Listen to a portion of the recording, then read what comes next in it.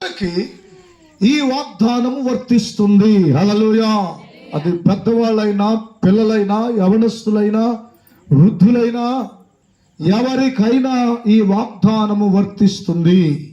ఈరోజు చిన్న బిడ్డకు దేవుడు ఇస్తున్నటువంటి వాగ్దానం ఏంటంటే, నేను నీకు తోడై గడిచిన సంవత్సరం అంతా దేవుడు ఆ బిడ్డ విషయంలో ఏమై ఉన్నాడు? తోడై ఉండి తోడుగా ఉన్న దేవుడు. వీళ్ళరా మరొక మాట, నేను నిన్ను ఆశీర్వదిస్తాను. ఆశీర్వదించే దేవుడు, తోడుండే దేవుడు. దేవుడు రాత్రి దేవుడు చెప్పాడు కదా, దేవుడు ఆశీర్వదిస్తానన్నాడు కదా, దేవుడు తోడుగా ఉంటానన్నాడు కదా.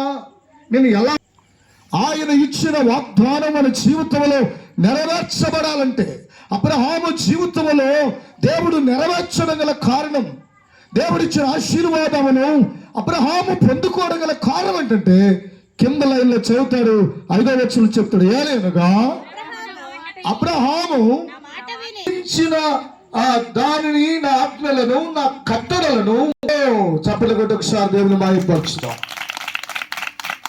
ఎందుకు అబ్రహాము దీవించబడ్డాడు? ఎందుకు అతడు ఆశీర్వదించబడ్డాడు అంటే, అబ్రహాం చేసిన పని ఏంటంటే, దేవుని కట్టడలన్నిటినీ, ఆజ్ఞలన్నిటినీ ఆయన చెప్పిన ప్రతి మనమందరం అబ్రహాము సంతతి వాళ్ళం, మనమందరము శారా సంతతి వాళ్ళం. పిల్లరా, వారి సంతతి నుండి ఏర్పాటు చేయబడిన జనాంగం. దేవుడు ఆశీర్వదించాడు. ఆకాశ నక్షత్రములను చూడు, భూమి మీద ఉన్న ఇసుక రేణువులు చూడు, అంతకంటే విస్తారమైన జనాంగమును నీ గర్భములో నుండి నీ కొరకు నేను ఏర్పాటు చేయబోతున్నాను అన్నాడు. హల్లెలూయా. ఈ